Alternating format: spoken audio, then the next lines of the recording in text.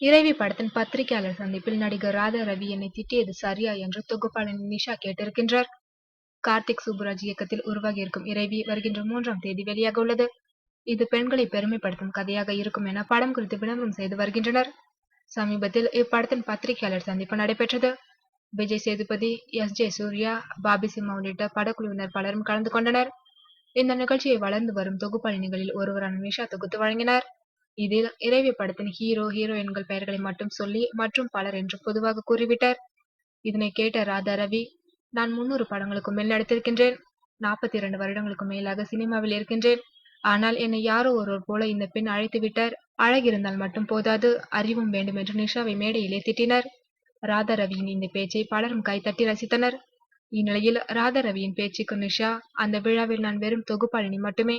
அந்த விழாவிற்கான ஸ்கிரிப்டை படக்குழுவினர் என்னிடம் கொடுத்த போது அதில் ராதா ரவியின் பெயர் இல்லை. இறைவி திரைப்படத்தில் பெண்களை தெய்வமாக காட்டியிருக்கின்றோம் என்று கூறுகின்றனர். ஆனால் ஒரு பொது இடத்தில் வைத்து ஒரு ஆண் என்னை திட்டுகிறார்.